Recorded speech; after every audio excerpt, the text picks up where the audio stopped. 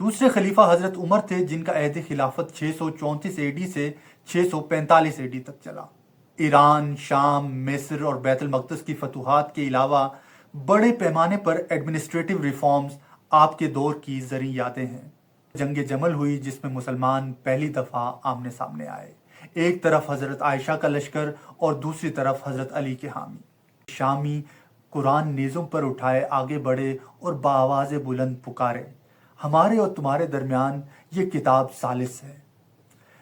हज़रत अली की ख्वाहिश के बरखिलाफ इराकियों ने लड़ाई से हाथ रोक लिया। 88 बरस बाद सुल्तान सलाहुद्दीन अयूबी 1187 में बैतुल मक़दस को दोबारा मुसलमानों के ज़ेर तसल्लुत ले आए। इसके बाद 7 सदियों से ज़्यादा बावजूद मुतवातर हमलों और लश्कर कशियों के ये शहर मौजूदा इसराइली रियासत के कायम होने तक मुसलमानों के हाथों में रहा। आखिरी अब्बासी खलीफा मुस्तसिम 1258 में चंगेज़ खान के बेटे तौली खान के हाथों कत्ल हुआ। 1453 में सुल्तान मोहम्मद फातेह ने कस्तुननिया फतह करके बाज़ंतीनियों की 1000 साला हुकूमत ख़त्म कर दी। अस्सलाम वालेकुम व्यूअर्स, वेलकम टू नातिक टीवी। आज की वीडियो में हम इस्लाम की 1450 साला तारीख का एक ब्रीफ ओवरव्यू लेंगे। 1.8 बिलियन फॉलोअर्स के साथ इस्लाम क्रिश्चियनिटी के बाद दुनिया का दूसरा बड़ा रिलीजन है। इसके फॉलोअर्स दुनिया भर में खासकर middle east, north Africa, south और साउथ ईस्ट एशिया में फैले हुए हैं। अगरचे इस्लाम का ओरिजिन बहुत पीछे तक ट्रेस किया जा सकता है, मगर अमूमी इत्तेफाक यही है कि इस्लाम की इब्तिदा 7वीं सदी में सऊदी अरब के शहर मक्का से हुई। 570 एडी में हजूर सल्लल्लाहु अलैहि वसल्लम मक्का में पैदा हुए। जब आपकी उम्र 40 साल हुई तो आप पर रेवलेशन का सिलसिला शुरू हो गया। 613 एडी में आपने मक्का में बाकायदा तबलीग का काम शुरू कर दिया। अहले मक्का की तरफ से शदीद मुखालफत का सामना करने के बावजूद मुसलमानों की तादाद में इजाफा होता रहा। 622 एडी में आप सल्लल्लाहु अलैहि वसल्लम ने अपने साथियों समेत मक्का से मदीना हिजरत की। मदीना में एक कम्युनिटी की बुनियाद रखी और अरब कबाइल को मुत्तहिद किया। मुख्तलिफ जंगों में गैर मुस्लिमों को ज़ेर किया और 630 एडी में मक्का फतह करके काबे को बुतों से पाक किया। 632 एडी में आप सल्लल्लाहु अलैहि वसल्लम इस दारे फानी से कूच कर गए। प्रॉफिट मोहम्मद सल्लल्लाहु अलैहि वसल्लम की डेथ के बाद खिलाफत राशिदा का दौर रहा। हजरत अबू बकर सिद्दीक पहले खलीफा बने। आपको डोमेस्टिक फ्रंट पर मुख्तलिफ मसाइल का सामना रहा, जिनमें झूठे नबियों का इस्तेसाल, मुनकिरीन ज़कात की तादीब और कबाइल में शोरिश शामिल हैं। एक्सटर्नल फ्रंट पर शाम और इराक पर फौजकशी की इब्तिदा आप ही के दौर में हुई। दूसरे खलीफा हजरत उमर थे जिनका अहद खिलाफत 634 एडी से 645 एडी तक चला। ईरान, शाम, मिस्र और बैतुल मक़दस की फतूहात के अलावा बड़े पैमाने पर एडमिनिस्ट्रेटिव रिफॉर्म्स आपके दौर की ज़री यादें हैं। तीसरे खलीफा हजरत उस्मान का अहद खिलाफत 645 से 656 तक रहा। मफ्तूहा इलाकों में बगावतों को कुचलने के अलावा आपने शुमाली अफ्रीका में तराबलस, ट्यूनस, अलजायर, मराकश और किब्रस के इलाके फतह किए। हजरत उस्मान के दौर में मुसलमानों ने मशरिक में फारस के इलाके खुरासान, तिखारिस्तान, किरमान, सिस्तान और काबुल को मती किया और हिंदुस्तान की सरहद तक पहुंच गए। 656 ईस्वी में हजरत उस्मान को बागियों ने शहीद कर दिया। हजरत उस्मान की शहादत के बाद हजरत अली खलीफा बने। सहाबा कराम के एक हिस्से ने बागी कातिलों के लिए सजा का मुतालबा करना शुरू कर दिया। इन कातिलों को आइडेंटिफाई करना और सजा देना प्रिवेलिंग सर्कमस्टांसेस में एक मुश्किल काम था। हजरत अली हालात पर अपनी गिरफ्त मजबूत करने के बाद कातिलीन उस्मान पर हाथ डालना चाहते थे। इसी इख्तिलाफ पर जंग जमल हुई जिसमें मुसलमान पहली दफा आमने सामने आए। एक तरफ हजरत आयशा का लश्कर और दूसरी तरफ हजरत अली के हामी। जंग जमल में हजरत अली फातेह रहे। हजरत अली के खलीफा बनने पर हजरत अमीर मुआविया ने उनकी बैत करने से इनकार कर दिया था। जंग जमल से फारिग होने के बाद हजरत अली एक मरतबा फिर हजरत अमीर मुआविया की तरफ मुतवज्जा हुए और कासिद भेजकर उनसे बैत लेने की कोशिश की, मगर नाकामी हुई। हजरत अली और हजरत अमीर मुआविया के दरमियान जंग सफ़ैन हुई। जंग सफ़ैन में 45,000 शामी और 25,000 इराकी काम आए। ابھی جنگ جاری تھی اور عراقی غالب نظر آتے تھے کہ شامی قرآن نیزوں پر اٹھائے آگے بڑھے اور بآواز بلند پکارے، ہمارے اور تمہارے درمیان یہ کتاب ثالث ہے۔ حضرت علی کی خواہش کے برخلاف عراقیوں نے لڑائی سے ہاتھ روک لیا اور دونوں جانب سے ثالث مقرر کیے گئے۔ ثالث مقرر کیے جانے پر خارجی فرقہ معرض وجود میں آیا۔ خارجیوں کا موقف تھا کہ خلافت جیسے اہم مسئلے پر قرآن کے بجائے آدمیوں کو کیوں ثالث مقرر کیا گیا۔ حضرت علی نے خارجیوں کو سمجھانے بجھانے کی کوشش کی، مگر یہ کوشش بے سود رہی۔ ثالثوں نے بحث و تمیز کے بعد یہ فیصلہ کیا کہ حضرت علی اور حضرت امیر معاویہ دونوں کو معزول کر کے نئے خلیفہ کا انتخاب کیا جائے۔ جب فیصلے کا وقت آیا تو حضرت علی کے ثالث نے دونوں کی معزولی کا اعلان کر دیا۔ امیر معاویہ کے ثالث نے حضرت علی کو تو معزول کیا، مگر اعلان کرتے ہوئے حضرت امیر معاویہ کی خلافت کو برقرار رکھا۔ اس وعدہ خلافی اور غیر منصفانہ فیصلے پر حضرت علی کے ساتھی بہت سٹ پٹائے، مگر اب کیا ہو سکتا تھا۔ دونوں فوجیں پھر سے جنگ کی تیاری کرنے لگیں، مگر خارجیوں کی شورش کی وجہ سے حضرت علی شامیوں پر حملے کا ارادہ ترک کر کے خارجیوں کی طرف متوجہ ہوئے اور جنگ نیروان میں خارجیوں کو شکست دی۔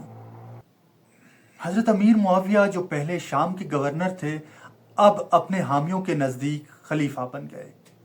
تھوڑے ہی عرصے میں انہوں نے مصر فتح کر لیا اور حجاز اور جزیرہ پر بھی حملے شروع کر دیے۔ اس بدامنی کا فائدہ اٹھا کر فارس اور کرمان کے صوبے باغی ہو گئے، اگرچہ اس شورش پر جلد ہی قابو پا لیا گیا۔ اس مسلسل سول وار اور بدامنی کو دیکھ کر حضرت علی اور حضرت معاویہ نے باہم صلح کر لی، جس کی روح سے حجاز، عراق اور مشرق کا علاقہ حضرت علی کے حصے میں آیا اور شام، مصر اور مغرب کا علاقہ حضرت امیر معاویہ کے کنٹرول میں آ گیا۔ حضرت علی کی خارجی ابن ملجم کے ہاتھوں شہادت کے بعد عراقیوں نے آپ کے بیٹے حضرت امام حسن کو اپنا خلیفہ بنایا، لیکن حضرت امیر معاویہ نے عراق پر چڑھائی کر دی اور عراقیوں کو شکست دی۔ حضرت امام حسن خلافت سے دستبردار ہو گئے اور سب لوگوں نے حضرت امیر معاویہ کو خلیفہ تسلیم کر لیا۔ یوں خلافت راشدہ ختم ہو گئی اور بنو امیہ کی خلافت کا دور شروع ہوا۔ حضرت امیر معاویہ کے زمانے میں ترکستان کی فتوحات ہوئیں اور بخارا اور سمرقند اسلامی سلطنت کا حصہ بنے۔ شمالی افریقہ کے کئی شہر بھی اسلامی سلطنت کا حصہ بنے۔ حضرت امیر معاویہ کے دور میں ہندوستان پر کابل اور مکران کے راستے سے چڑھائی کی گئی، مگر سندھ کی باقاعدہ فتح اموی خلیفہ ولید کے زمانے میں مشہور جرنیل محمد بن قاسم نے کی۔ حضرت امیر معاویہ کے عہد کو خلافت راشدہ میں شمار نہیں کیا جاتا۔ اس کی ایک وجہ ان کا اپنے بیٹے یزید کو ولی عہد نامزد کرنا اور امت سے اس کی زبردستی بیعت لینا ہے۔ یہی بیعت بعد میں 680 عیسوی میں نواسہ رسول حضرت امام حسین کی شہادت کا باعث بنی۔ یزید کے بعد مروان، عبد الملک، ولید، سلیمان اور حضرت عمر بن عبدالعزیز نے حکومت کی۔ ولید کے دور کو بنو امیہ کا زرعی دور کہا جاتا ہے۔ ولید کے عہد میں ترکستان، اسپین، چین اور سندھ کے علاقے فتح کیے گئے۔ اسلامی حکومت کی سرحدیں چین سے لے کر وسط یورپ تک پھیل گئیں۔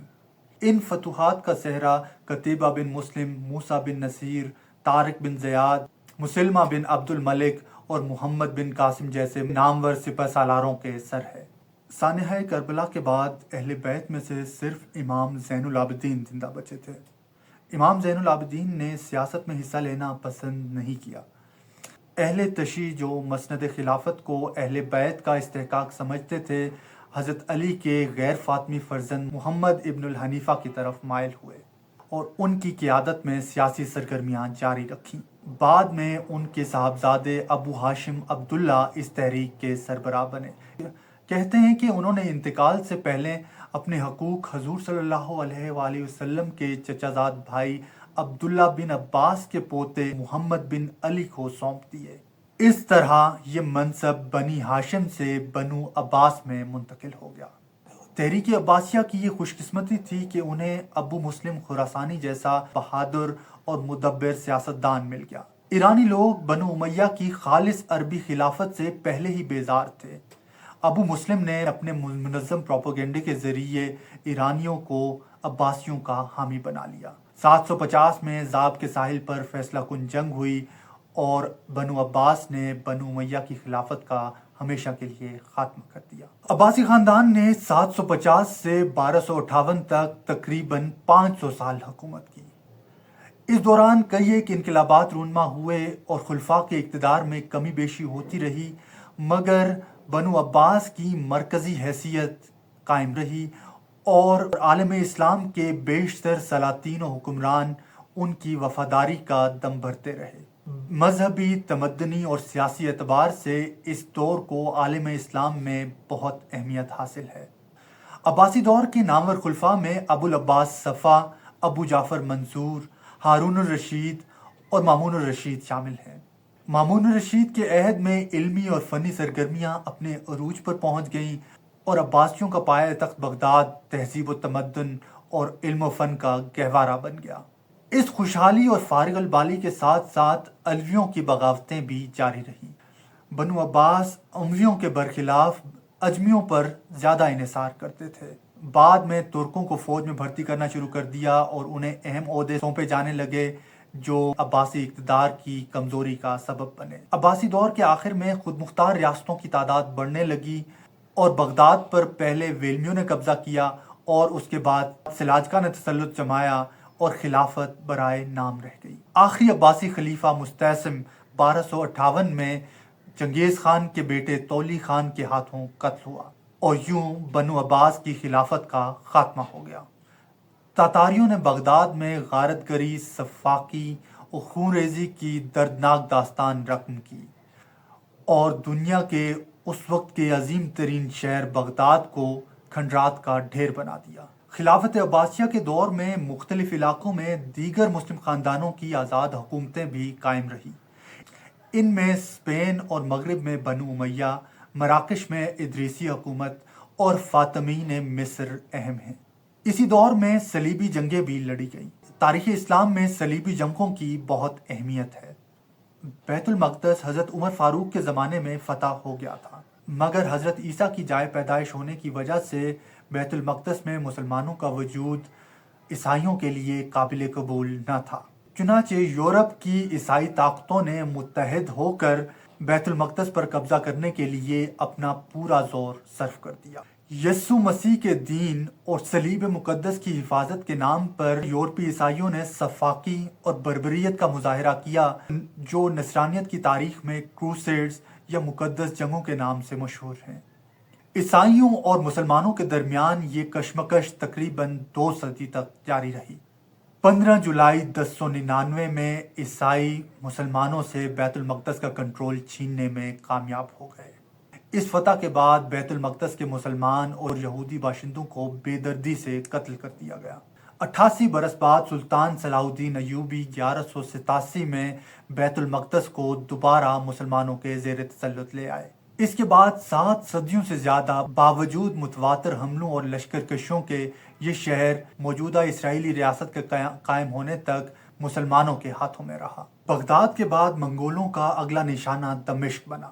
منگول امپائر کے پھیلاؤ کا سلسلہ 1260 میں اس وقت رکا جب عین جالوت جو موجودہ فلسطین میں آتا ہے کے مقام پر ہلاکو خان کو مملوکوں کے ہاتھوں شکست ہوئی۔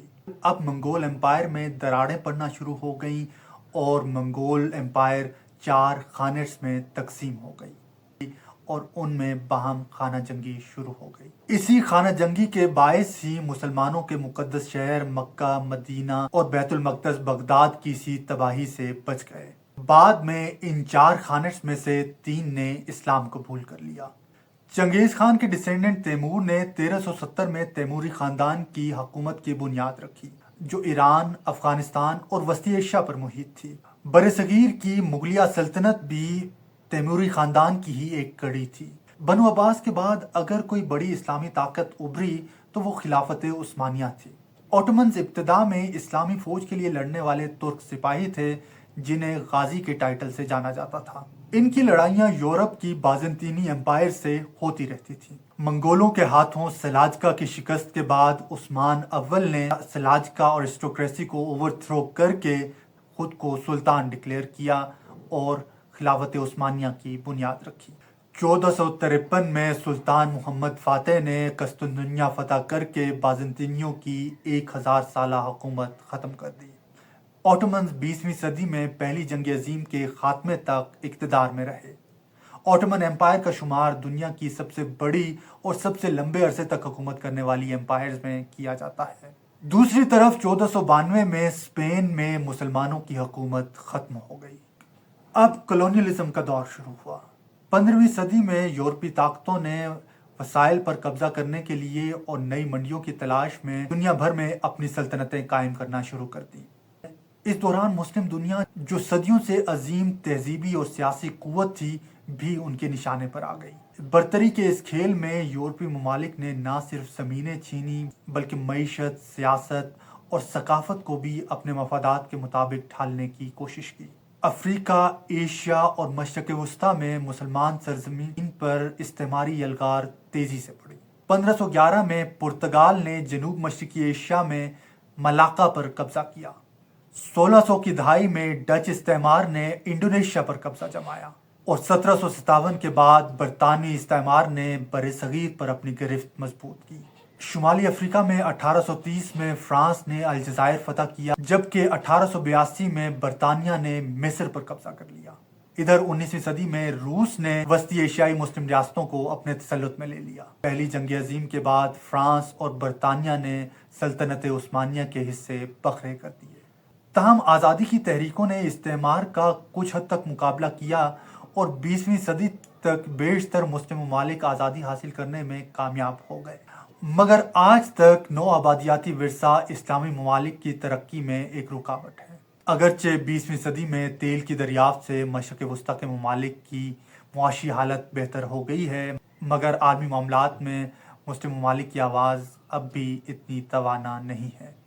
फ़लस्तीन और कश्मीर के मसले अब भी हल तलब हैं। 21वीं सदी के पहले क्वार्टर के इख्तिताम पर मुतअद्दिद इस्लामी ममालिक इंस्टेबिलिटी का शिकार हैं। शाम, इराक, यमन, लबनान, सोमालिया, नाइजीरिया और माली चंद ऐसे ममालिक हैं जो कॉन्फ्लिक्ट जोन्स में शुमार होते हैं। ज़्यादातर इस्लामी ममालिक मुआशी और सियासी अदम इस्तेहकाम का शिकार हैं। 20वीं सदी में रूस और अमेरिका की सरजंग के खात्मे के बाद बिलुमूम और अमेरिका पर 9/11 के हमलों के बाद बिलखुसूस मुस्लिम ममालिक अमेरिका और इसके इत्तेहादियों के निशाने पर रहे। अमेरिका ने इराक और अफगानिस्तान पर हमले किए। पाकिस्तान को भी वॉर ऑन टेरर में अमेरिका का साथ देना पड़ा, जिसके बाद पाकिस्तान एक लंबे अरसे तक दहशतगर्दी का शिकार रहा। इसके असरात आज भी महसूस किए जा सकते हैं। 2025 में अमेरिकी सदर डोनाल्ड ट्रंप गजा से मुसलमानों के इनखिला की मनसूबाबंदी कर रहे हैं। क्या मुसलमान ममालिक उन्हें इस मकसद में कामयाब होने से रोक पाएंगे? इसका जवाब वक्त देगा। इसके साथ ही हमारी आज की वीडियो ख़त्म हुई। वीडियो को शेयर और चैनल को सब्सक्राइब करना ना भूलिए। बहुत शुक्रिया।